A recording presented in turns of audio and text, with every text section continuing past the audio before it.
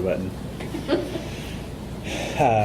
Cool. I'm going to go ahead and get started. My presentation is titled Ready, Set, Contribute, and I'm going to talk about getting involved in Drupal, in the Drupal community, and contributing, whether that's contributing by writing code, contributing by attending an event, donating money, all the different ways that you can contribute. My goal is to help sort of share some of my own stories and stories from others about ways that they've gotten involved in Drupal and been able to feel like they were successful in contributing, with the hope that other people can hear those stories and see a path for themselves that they can also be successful in contributing. I believe that it can be challenging, intimidating, and hard to get started at feeling like you're a successful contributor to the Drupal community, or probably any community for that matter, and that it's maybe helpful if you can sort of picture yourself in similar roles to someone else, accomplishing the types of things that they're doing. Knowing what those types of things are might help with that. My name is Joe. You can find me as EOJ, which is Joe backwards, the brave, on Twitter and Drupal.org and most internet things. I not as a like, hey, look at how cool I am, but rather as this is the point in my presentation where I'm supposed to establish rapport, so that you guys understand why you're listening to me talk about this particular topic. I've been a contributor to Drupal and the community for nearly 12 years at this point, in various capacities. Sometimes I've contributed a lot, and sometimes I've contributed probably in negative amounts. I helped to, if you've ever attended a DrupalCon sprint, and they have the first-time contributor workshops that take place at the sprints, I helped develop and run the first ever first-time contributor workshop, and helped transition that to a whole team of people that now run those over the course of many years. I've given presentations about contributing to Drupal. I've done it myself. I have I have had lots of attempts at contributing to Drupal where I've failed miserably and learned from those lessons. So hopefully we can share some of those. I'm going to break this down into 3 sections. I'm going to talk a little bit about the barriers, I think, to contributing. So some that are real, some that are perceived. For me, it's like these are the things that when I go out to try to volunteer or to contribute in some way, immediately get in my way. Or when I talk to others, it's like, well, I can't contribute because of thing X. Then I'm going to talk a little bit about some things that are sort of just like checklist. You should do this, or make sure that you understand X before you start down the path of trying to volunteer at an event, or before you start trying to contribute to Drupal core. Because if you do these handful of things first, your chances of being successful are much higher. And I think it's important to set yourself up for success when you're getting into contributing, because if you try and fail too many times, you're going to give up. You're not going to do it again. And so sort of like making it easier to be successful. And then I'm going to go through a whole bunch of different examples of the types of things that you could do that are beneficial to Drupal and the open source community. I think it's super important to recognize that every single person that's part of our community, every single one of us in this room, at this camp, has something that we can contribute to the community. It's maybe not obvious immediately what that is, but we all have something we can contribute, and we all have different things that we can contribute to. I'm not going to talk a ton about that, but I think it's really important to recognize that every single person has something they can bring to the table. At DrupalCon this year, Dries, in his presentation, shared an example where there's a new theme in Drupal 8.6 and part of the out-of-the-box experience. There's a theme that looks like a recipe site that's supposed to help make it easier for people to evaluate what Drupal is capable of.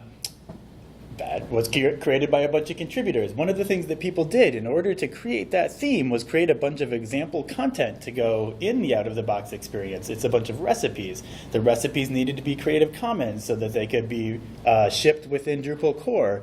So people had to write the recipes. And then they wanted photos to go with the recipes so that they could make it look like something when you install Drupal. Those photos have to be Creative Commons. So somebody went and cooked all of the recipes that somebody else wrote so that they could take photos of the recipes and put them in Drupal core. And I was like, yeah, I wish I was contributing to Drupal by eating food. Like, that's cool. But there are lots of ways you can contribute. I also think it's important to just address, you have to want to contribute. You have to personally want to do this in order to be successful at it. There are a lot of really good reasons to get involved in an open source project, and I'm not going to talk about any of them. That's something that there are lots of other presentations that cover. If you're on the fence, or you need to convince yourself, or you need to convince your boss, there are lots of good resources out there for how to sort of make the pitch for taking the time to be involved and contribute to an open source project that you're a part of is valuable. Instead, we're going to talk about, now that you know you want to and you've convinced yourself that it's a good idea, what are the types of things that you need to do to be successful at it? So before you can,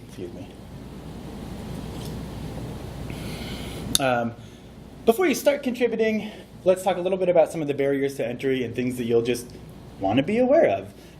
There are a bunch of them, and these are the ones that kind of stand out for me the most. At the end, I would like to hear from you guys too. What are things that you see happen when you attempt to contribute or volunteer time, and what gets in the way? Time. Time is probably the biggest one for me. Finding the time to contribute is tough, and I often have to step back and acknowledge that I would love to have infinite time to volunteer to work on this camp or to help write documentation for Drupal. I have very limited time to do that, and the amount of time that I have fluctuates depending on everything else that's going on in my life. A couple of years ago, before I had kids, I had a lot more time that I could dedicate to things like contributing to Drupal than I have now. But my expectations haven't always kept up with that change.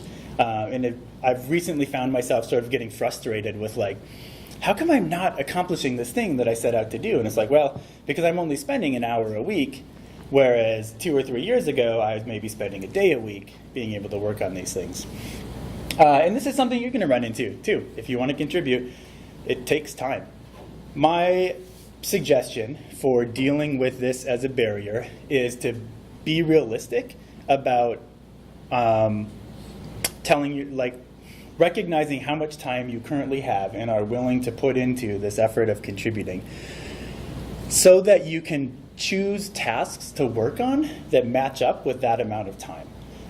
In my experience, when I've had things where I said, well, I really want to help do thing X, and I haven't taken the time to think about, am I going to have enough time to be able to accomplish that? It gets really frustrating when you sort of have, in some sense, committed to, I'm going to make this thing happen for our camp or for a project that I'm working on. If I don't have the time to do it, I start to get frustrated with myself that it's not getting done, and that's not a pleasant experience. So just making sure that you take the opportunity to just assess, right now, how much time am I willing to commit to this effort? I think going along with time is also this concept of burnout. And in particular, when you're working on tasks that take an amount of time that do not correctly match up with the amount of time that you have that you can contribute, what you're doing is you're setting yourself up to burnout. Basically, something, whether it is your contribution or something else in your life, that extra time is going to come from somewhere, and it's going to have unpleasant consequences. It might mean that you fail at accomplishing the thing that you set out to do as a volunteer, and that's a bummer. Like, the work didn't get done. You might disappoint others who were expecting you to get that work done because you said that you would. Or you might decide, well, it's really important that I make sure that this thing gets done that I said I would as part of the initiative that I'm working on. So instead, I'm going to not do as good of a job of cleaning the kitchen at home, and things aren't going to be as pleasant there as they should be. Burnout is a real thing, and being aware of it and just understanding when you get into contributing, and especially when you're volunteering your own free time, that it happens, and the best way to fight it off is to, before it starts happening, recognize how much time you're putting into these things and where that time is coming from. Another one that I deal with a lot, and I think a lot of others do as well, is imposter syndrome. The idea that, for me, this plays out in a couple of ways. One of them is like there are obviously other people who are better at this than I am. Why don't I just stand aside and let them do the work, because the end result will definitely be better. And then the other one is, what do I have that I can contribute? Like, I'm not the smartest person in the room. I don't know the most about this. What do I have that I can contribute to this project? I still do this all the time. But early on, when I started trying to figure out how to contribute to Drupal core, I really wanted to contribute, and I had a lot of time to do it. And I'd go home after work every day, and I would sit down and I would start reading the Drupal issue queue, and I'd look for an issue that I could work on. And if you've ever looked through the core issue queue, like, there's hundreds of issues, and they all have hundreds of comments. And I would pick one. I'd be like, images, that sounds like something I'm interested in. And I'd read 75 comments, and I'd get to the end of this really long thread, spending like an hour and a half reading it and trying to understand what was going on. And then I'd get to the end and be like, that sounds really hard. I don't have anything I can contribute to this. Maybe I'll pick another one. And then I'd like read a whole other thread, and I'd get to the end of it, and I'm like, the other one sounds maybe better. But I need to go to bed. And I'd go to bed and get up the next day, and I'd go to work, and I'd come home, and I'd be like, all right, I'm going to start up on this issue again. And like, now there's 65 new comments that weren't there yesterday. And it's like, well, maybe I don't have anything I can contribute here, because this is moving way faster than I expected it to, or I don't know what I'm talking about, or these people are going to be better at this than I am. So I might as well just spend my time playing Mario Kart instead. And I did a lot of that. Eventually, I figured out how to get over that. Another thing I think that happens a lot with imposter syndrome, and one way to how I cope with this and make it so that I do feel like I have things that I can contribute, is to kind of look at it this way. I think that all of us not all of us, I think a lot of us have this perception in Drupal that there's this little bit that I know about Drupal, and there are a whole lot of people that know a whole lot more about Drupal than I do. I could never possibly know as much as these people that I look up to, who have been core contributors for many years and do all this work, and what could I do that they can't already do? Or what do I know that they don't already know? How am I going to contribute? When the reality is that, like, I know a whole bunch of stuff. Some of it's about Drupal, and some of it's about not Drupal. And Amber knows a whole bunch of stuff, and some of it's about Drupal, and some of it's about not Drupal. And maybe she knows more about Drupal than I do, but I guarantee you there are things that I know that she doesn't, and vice versa. And there is also going to be some overlap in the things that we know. But the reality of the situation is there are going to be things that each of us, like, we could probably go around the room, and each of us could say something that someone else in the room would be like, wow, I didn't know you could do that with Drupal. Probably each of us could say something, and everyone in the room would be like, wow, I didn't know you could do that with Drupal. And I think it's important to remember that. And I think what helps me when I'm trying to get over imposter syndrome in dealing with that scenario is remembering that, like, that's true. Each of us knows a bunch of stuff, and some of it's about Drupal, and some of it's about other things. And there is definitely going to be some overlap, but that overlap and the fact that we are a community of a bunch of people who have a bunch of different backgrounds, and the diversity that we bring is what makes Drupal as successful as it is, and allows us to have this really technically competent software. It allows us to have events like this camp that go off really well. And a camp like this is a great example where it wouldn't happen and it wouldn't be as good as it is if it was just a single person running it. It's really good because there are a lot of people that have a diverse set of skills who all overlap a little bit that make it happen.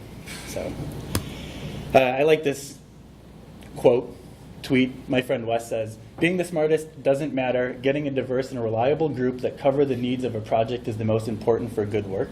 Whenever I start thinking, wow, what do I have to contribute to this? What's my value here? I kind of think back to this, and it's like, well, maybe my value is just that I'm adding another perspective. I'm adding another voice to the pool, and that's helpful. Once you get over imposter syndrome and you find some time to contribute, the next thing you'll probably do is go to the documentation where it tries to tell you how to contribute, and you'll be immediately overwhelmed by the fact that there's a list of approximately 650 different ways that you could contribute to Drupal. Just pick one and get started. And you're like, which one? And then it's like, no, don't worry, we've broken it down by types of things that you might like to do, like copy editing, and you're like, nobody likes copy editing, so they're not going to choose those. It's like, would you like to write code? And you click the link, and it's like, here's 500 ways you can contribute code to Drupal.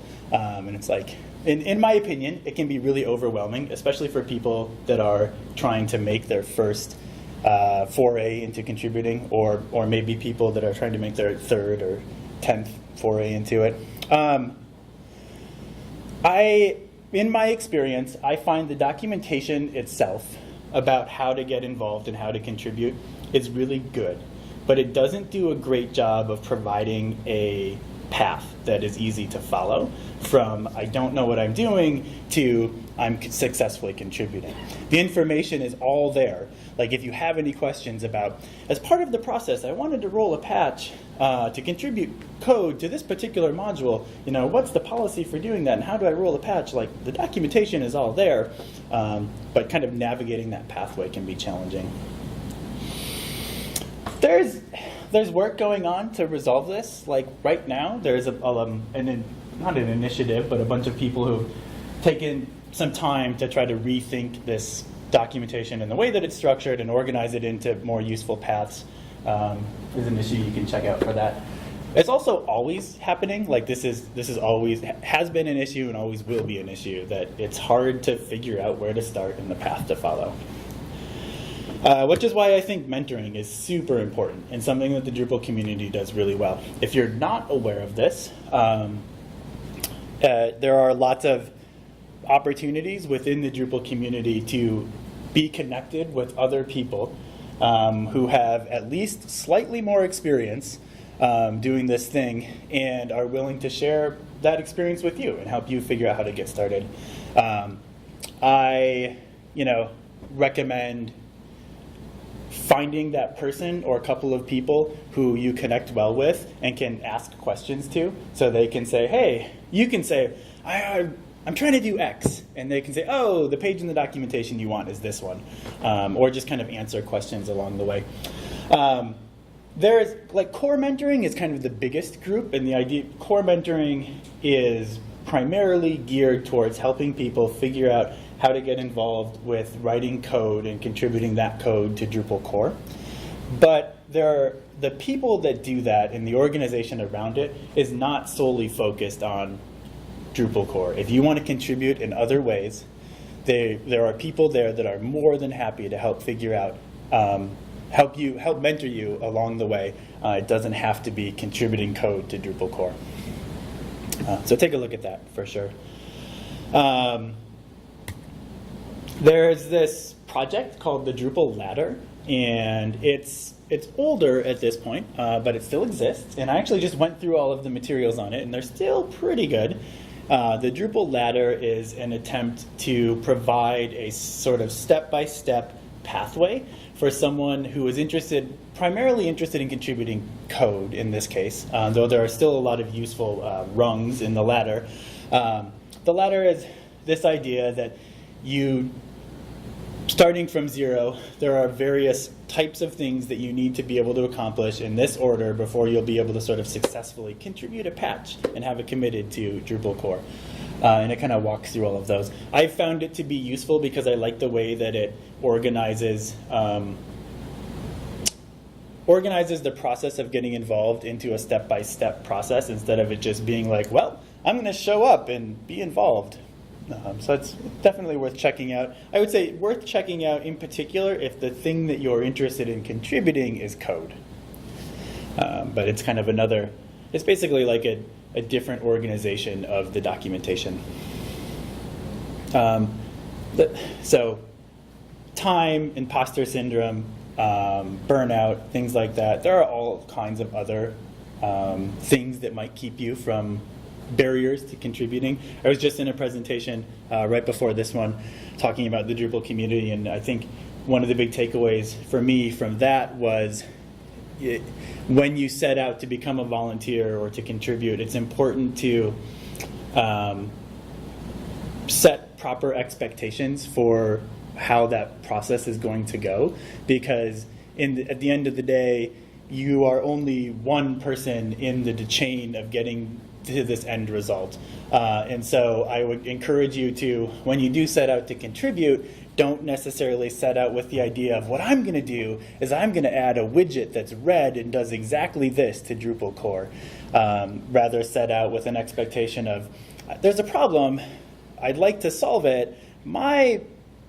The best answer to this problem that I can come up with is X, but I'm open to the fact that in collaboration with other people, that solution is likely to change. And so don't wed yourself to one particular outcome, rather volunteer to help fix a problem. All right, cool. Now that we got all of that out of the way, here's a couple of things I recommend doing in order to just sort of set yourself up for success. Create an account on Drupal.org if you haven't already. Your Drupal.org account and that username are, amongst other things, it's the sort of your face within the community. It's the way that a lot of people will be able to recognize you and, for better or worse, keep track of you. It's also,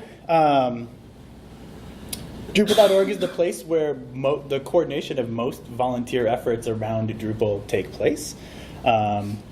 Depending on the type of contribution that you're working on, there are systems in place on Drupal.org where you can effectively get credit associated with your Drupal profile for the contribution. This isn't true for all types of contributing, but for some, in particular writing code at the moment and somewhat documentation, you can effectively get points, and they're useful for things in the future, I guess. Maybe we'll be able to exchange them for donuts. That's my dream anyways. So create an account on Drupal.org if you haven't already. And then also join Slack and or IRC. These are the two places where the Drupal community tends to chat the most in real time. The Twin Cities group has a Slack channel, and that's a true statement. And you can find it on the internet. Help. If you're not part of the Twin Cities Drupal Slack channel, that's a great place to get to have the opportunity to chat with people in our local community. There's also the sort of global Drupal Slack channel.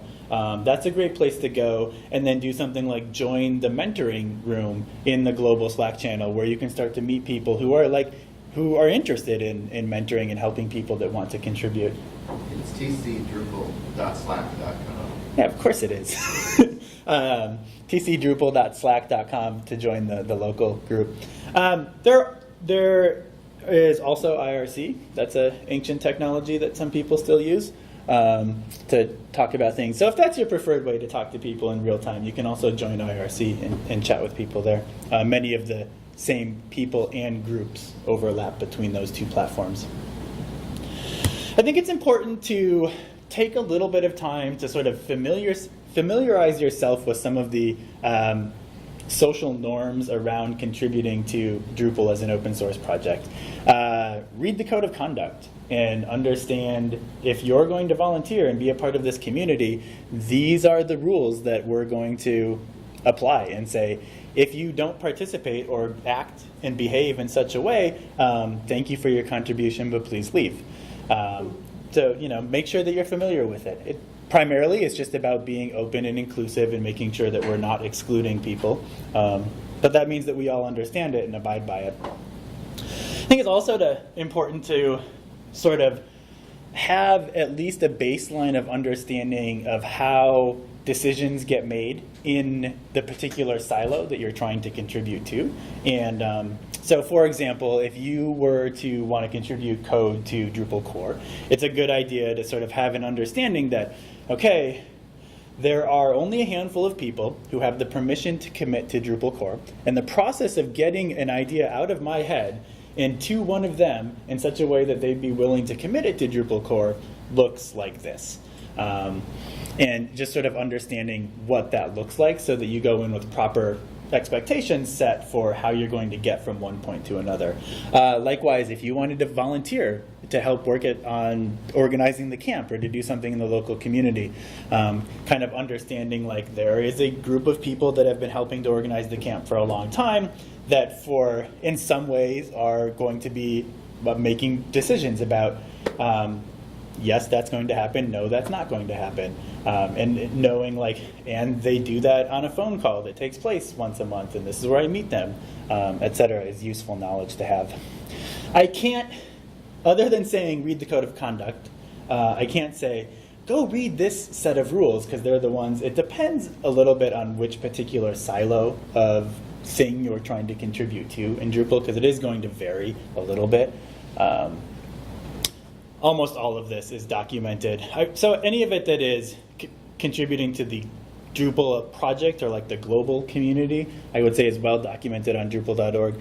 Anything that is contributing to our local community or getting involved here, I would say the best way to find what that looks like is to ask someone, talk to someone else that has been involved in the local community. Say, I have an idea. What's the process for realizing that idea?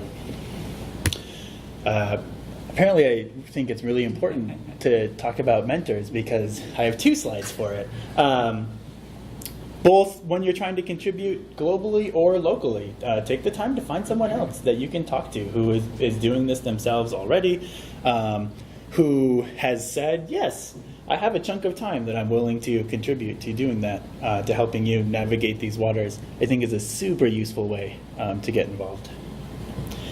And then, down the road, a way that you can contribute and be involved is to be a mentor for someone else. The Drupal ladder is a really interesting example where the community has sort of laid out these steps to becoming a Drupal core contributor, but they've done so with the idea that if you're on step 3 of the ladder, you are now in a position where you could help anyone below step 3 climb up to that same step. And sort of organizing it with the idea that, you're always going to be one step ahead of somebody else, and you can help them get to where you're at currently. There's always going to be somebody that's one step ahead of you. Hopefully they'll be willing to help you get up to where they are. Cool. So let's talk about some of the different ways that you can contribute and what that looks like, things you could do. I basically came up with a laundry list of examples of ways that people can contribute to Drupal. And then it got really long, and so I started trying to organize the laundry list. And then I realized there's no way I could possibly tell you what all of the possible ways to contribute are. So I have a bunch of them. And then I tried to organize them into small, medium, or large. And for me, this is relative to the size of the commitment that's required in order to take on this task and succeed at doing it. It's not necessarily small in the amount of time that it takes or small in the value that is provided by accomplishing that task. It's just more, for me, it's about the level of commitment that is required in order for me to accomplish this. That was important for me because, again, setting yourself up for success, recognizing how much time you have to contribute to these things, etc., is an important part of contributing and volunteering.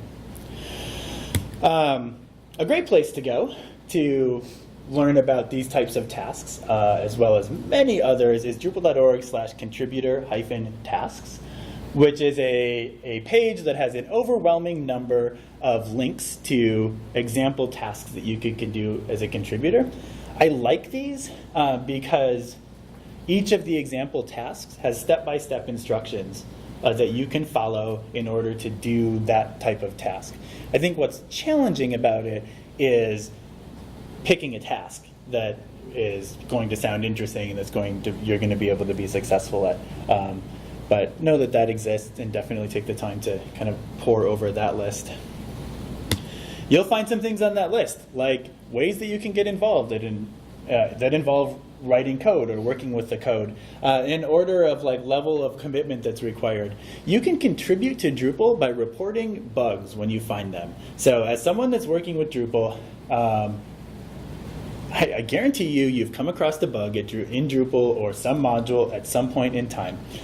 The level of commitment that's required in reporting a bug is approximately 30 minutes.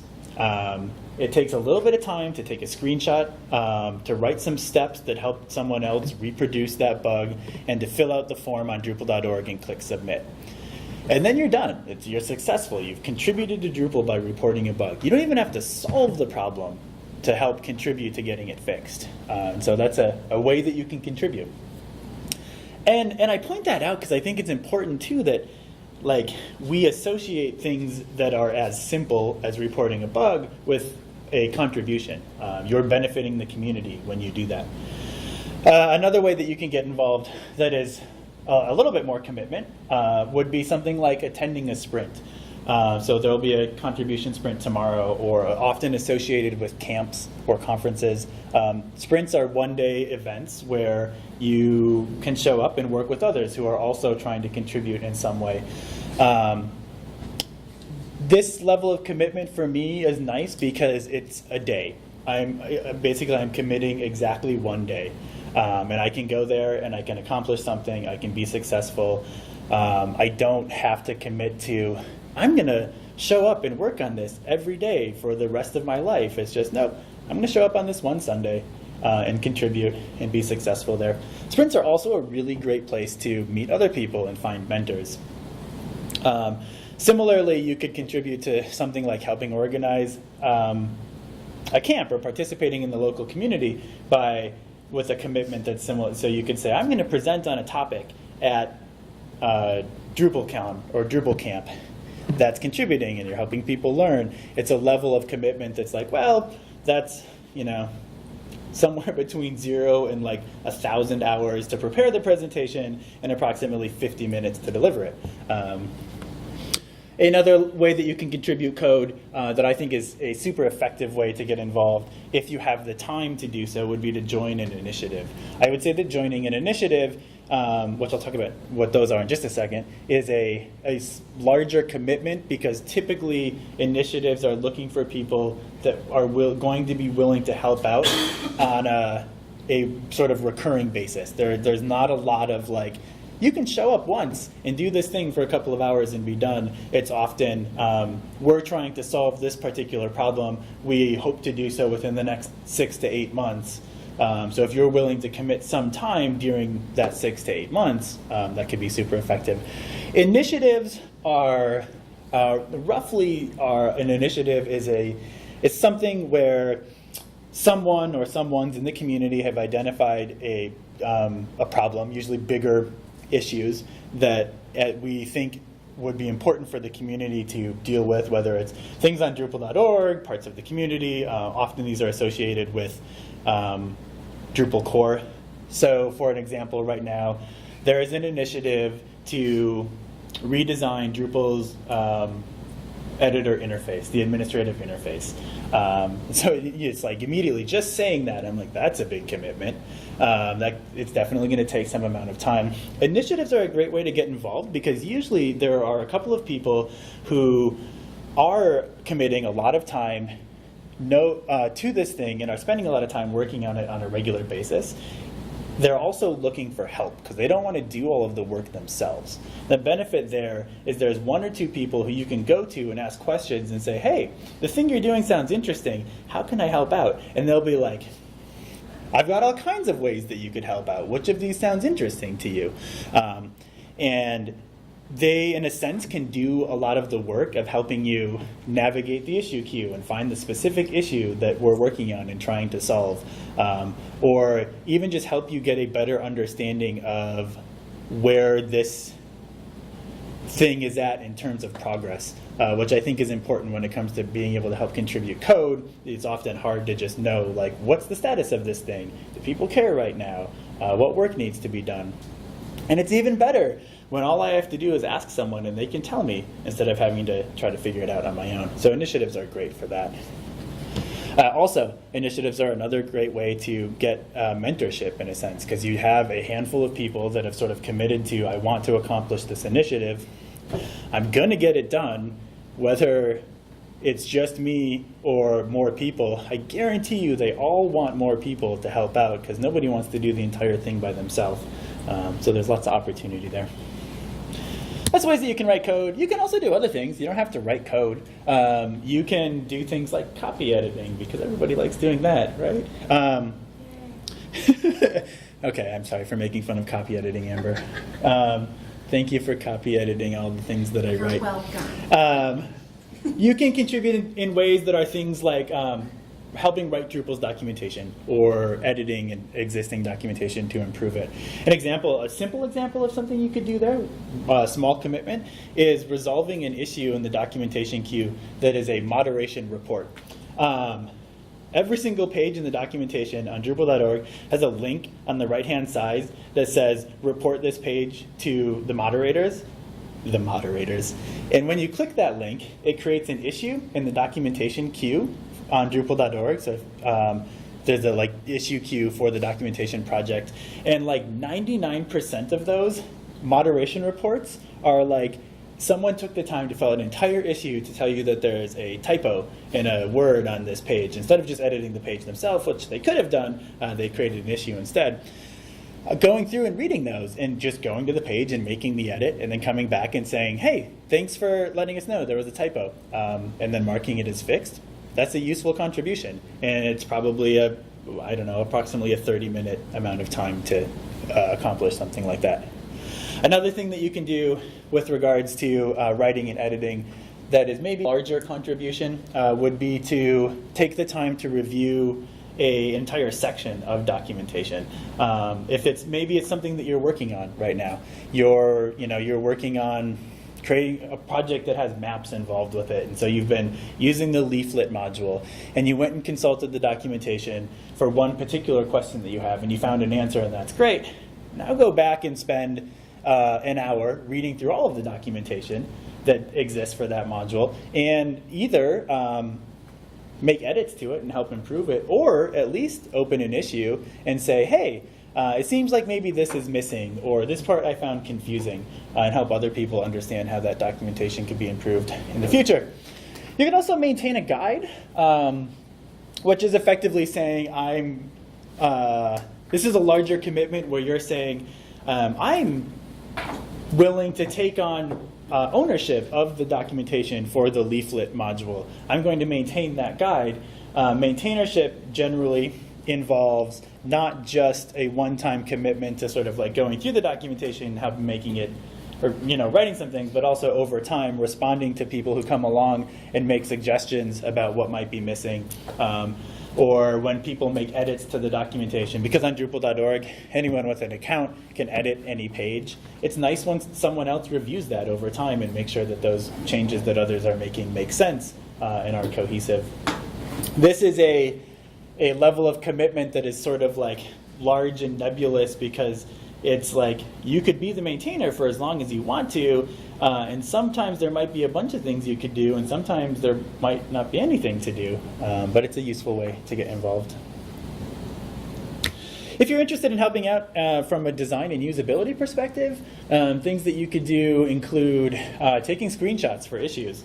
Apparently a lot of PHP developers, most of us are screenshots? Why do you need a screenshot? Let me just write some text that tells you about how I think this button should be moved 3 pixels to the left. There's a tag in the Drupal issue queue for this issue needs a screenshot. You could search the issue queue and filter by that tag and just go through. And it says, it might need a screenshot of a particular bug on an administrative interface in Drupal. So you can go try to replicate that problem on your copy of Drupal 8. And if you can see the bug, take a screenshot and post it on the issue. And you don't have to solve the bug or the problem, but just taking that screenshot and contributing it is helping somebody else get further along in solving that problem. This is probably for me, this would probably take an hour, because I'd have to remember how to take a screenshot. But for most people, this is probably a pretty easy thing to do.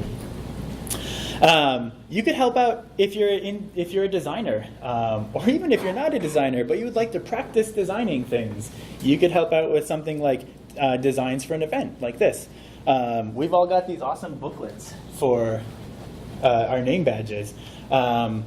Sue and Marley, for like the last 5 years, like a week before camp, they show up and they're like, oh, hey, are we going to do booklets again this year? I'll make a design for them and put them together and print them out. And then they like print them out and we all have badges thanks to that contribution that they've made. And it's awesome. Yeah, it's super awesome because we probably wouldn't, if it wasn't for them, we would have stickers and you would be writing your name on it. It's a non-trivial commitment. It's a lot of work to put these things together, but it is a finite amount of work. They can look at it and they can say, you know what, the thing that I'm going to contribute every year is I'm going to get those badges printed and make sure that everybody has one. And that's awesome. There are all kinds of, I could come up with tons of examples of that kind of thing, like for this camp. You know, we've got the slides that you saw at during the opening yesterday that have all the sponsor logos on them. Like, somebody had to do that.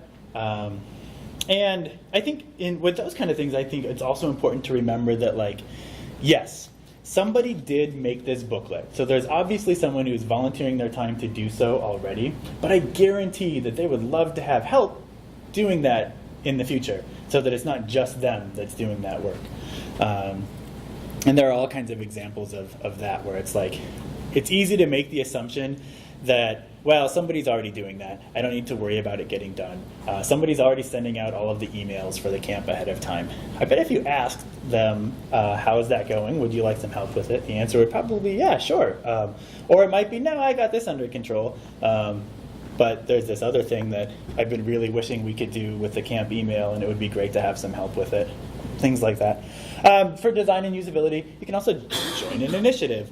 A lot of these initiatives that are code related, that are trying to improve the way that things work in Drupal core, would benefit greatly from someone with user experience. And it's because, like, Drupal isn't just code. Drupal is also a user interface that we use in order to interact with it. And so things like the media initiative, which is trying to make it possible to, I guess, attach images to things in Drupal, needs help with designing what that interface is going to be like and how people use it. And for all the same reasons as that I mentioned when we were talking about joining an initiative as a developer, you have the opportunity for mentorship. You have the benefit of someone else being able to say, the specific task that needs to be accomplished is X. So that's useful. Maybe you're an extrovert and you like to talk to people. You could put that to use in the Drupal community. Some things that you can do might involve volunteering in an event like this one. A low-level commitment for volunteering would be something like helping man the registration desk for a couple of hours in the morning when people are showing up and needing to pick up their badges. We've got volunteers that are taking the time to go around during each of these sessions and count the number of people that are in the room so that we have a record of that in the future. Like, that's a task that is pretty low commitment that you could do. I mean, you're already here. Might as well count people. There's a bunch of examples of those types of things. You could present at a local meetup. I kind of mentioned this already, but a great way to sort of contribute to Drupal in a way that is more social than sitting behind a keyboard and writing code is to attend a meetup and present on something. In my experience, you do not have to be an expert on that thing in order to present on it either. For both, we have a meetup once every month, so that's 12 times a year that it would be great to have somebody talk about something. And a lot of times it's just, we're open to, does anybody have any ideas? What do you want to talk about? And if somebody came and was like, hey, recently we had a presentation that was the Malum module is no longer useful because Malum as a service is being turned off. So I tried these 3 other modules to try to prevent spam. And it was very much like, this was my experience doing that, and it turned into us having a great conversation as a group about ways that you can combat spam in Drupal that aren't Malum. This is years ago, I once gave a presentation on the panels module at a Drupal user group. But the trick was I had never actually used the panels module before, and my entire presentation was, panels is a module that I've not used, and I'm hoping you guys can tell me more about this, and just kind of took the opportunity to turn it into more of a discussion of how that module worked and why I might want to use it. So that was, it worked. I learned a little bit. It was maybe sneaky, but that's okay. You could be a mentor.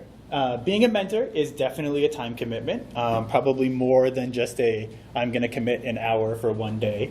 Hopefully, it's more than I'm just going to commit an hour for one day. It doesn't have to be I'm going to commit a huge amount of time. It could just be I'm going to make sure that I'm willing to make myself available to you for 1 hour a week if you've got questions that you'd like answered. All of us who have used Drupal for a day or more have used Drupal for a whole lot longer than most people. And we have an opportunity that we can help someone who's new to this with the skills that we have based on our experience. Can I add something? Yes. So not just a Drupal meetup, but like a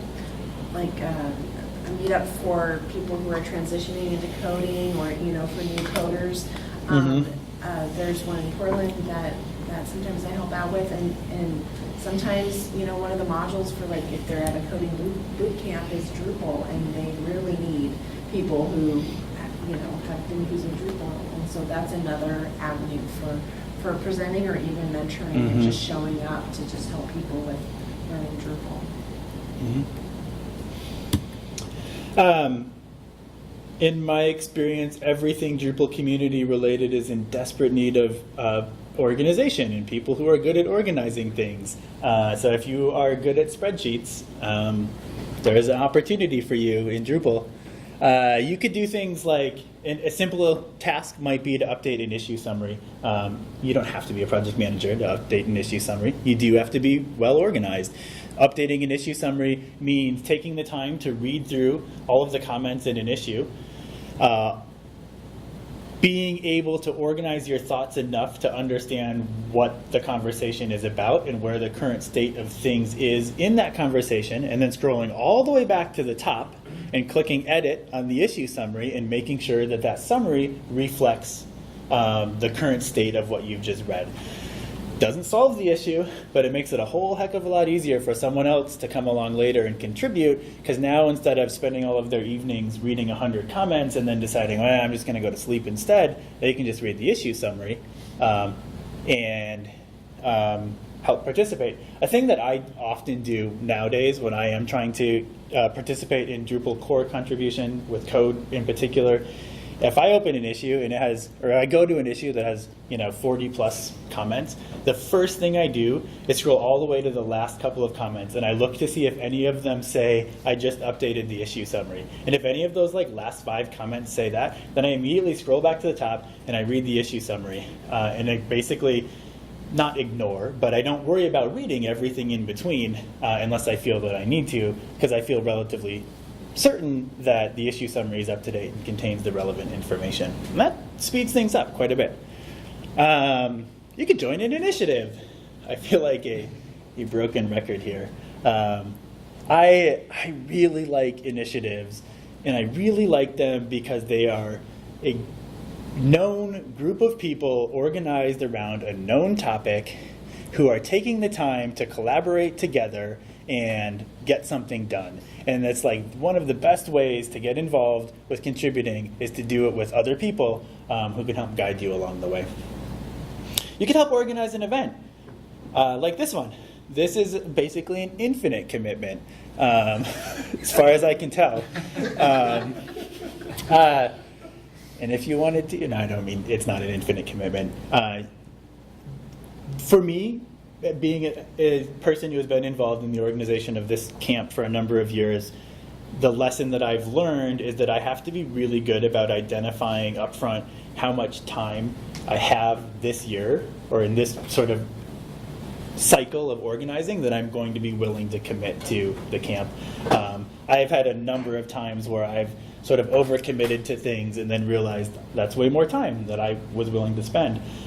This year I took the time up front to say like, well, I just had a second kid and I'm probably going to spend a lot more time at the park than I am going to spend in working on things for the camp. So I'll commit to helping with some things, but not as many as I did in previous years. And that's worked out great. But there are events like this that take place not just in the Twin Cities, but all over. So wherever you're from, I can almost guarantee there is a local camp that is getting put together by a group of volunteers, and they would be more than happy to have help.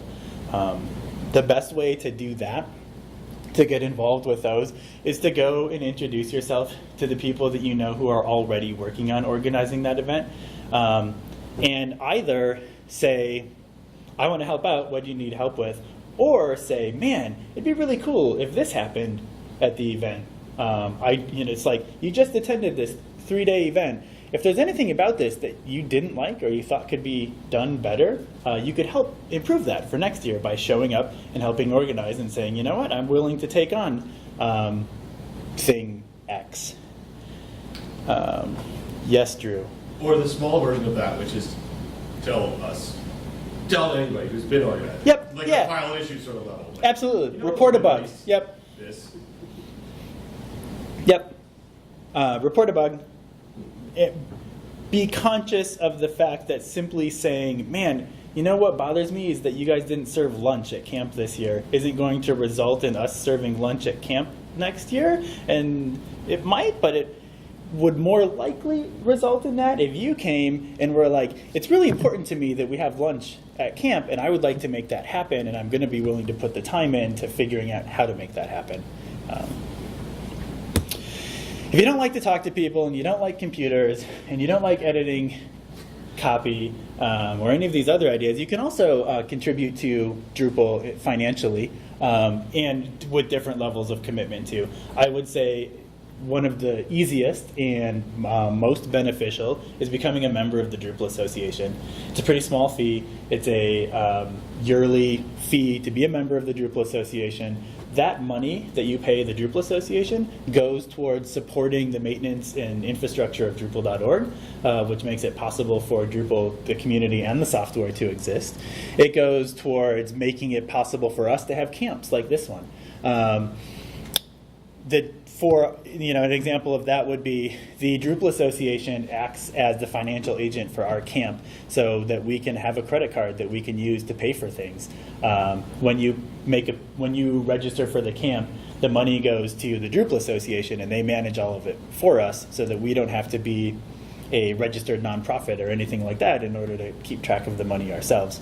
That's cool. I like that. And the best way to support the Drupal Association is to become a member. That's an approximately 10 minutes and $75 time commitment. You can sponsor a local event, either as a business. So if you own or work at a business in the local community that is using Drupal, you can contribute by helping to sponsor this event.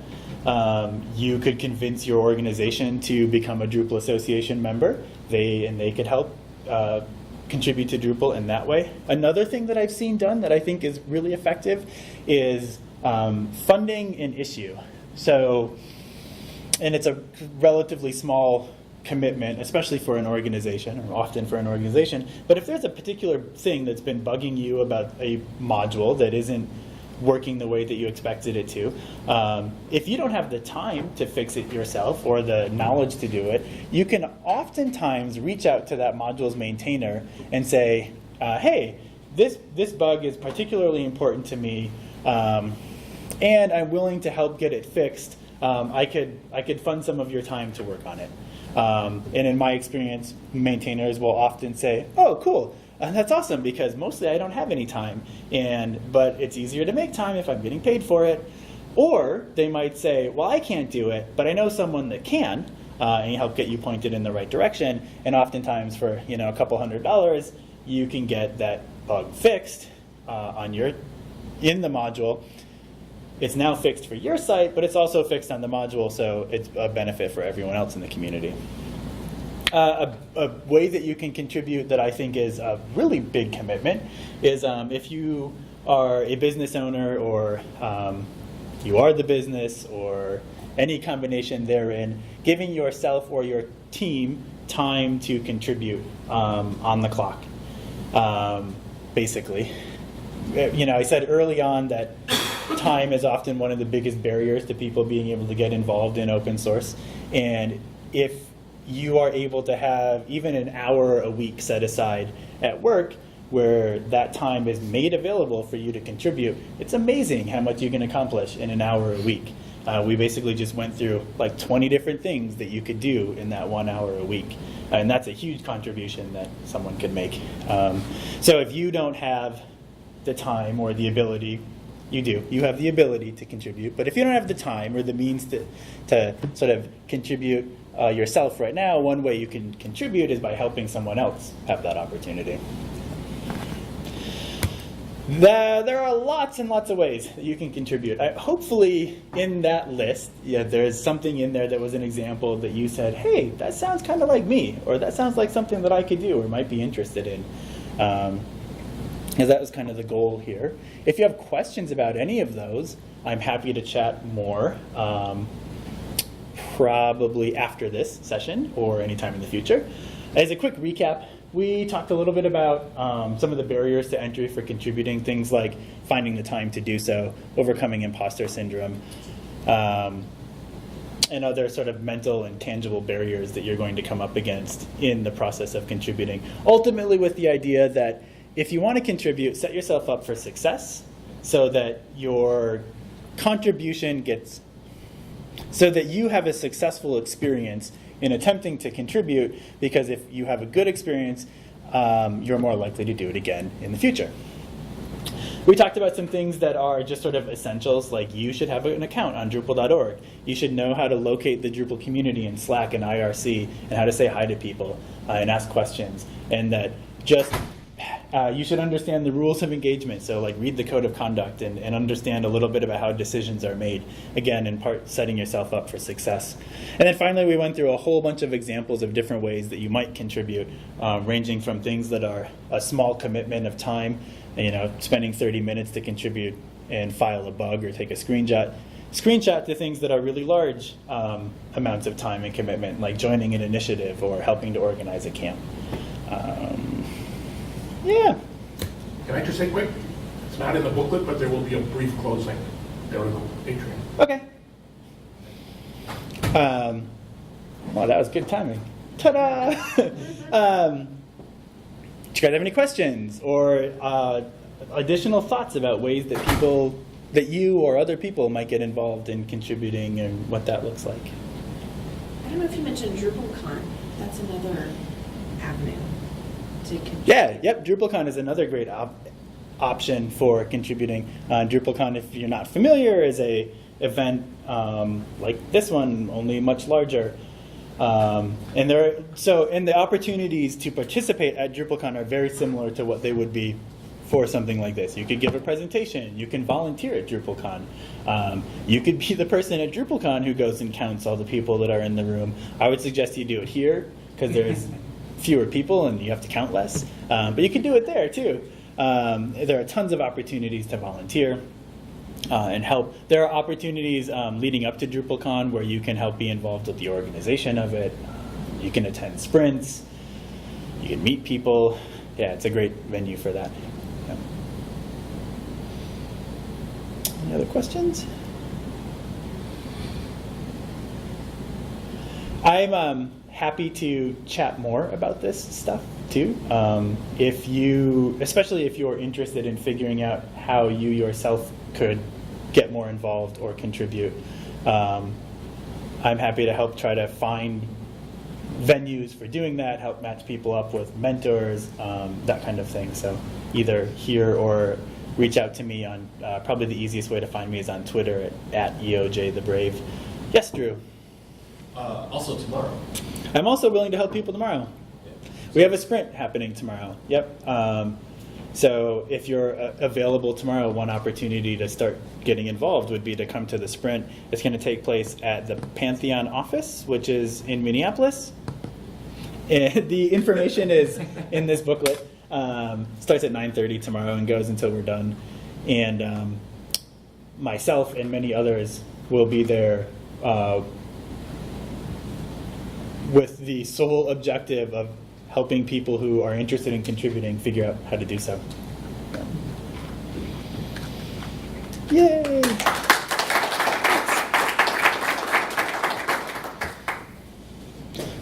And now I won't keep you from attending the closing comments downstairs.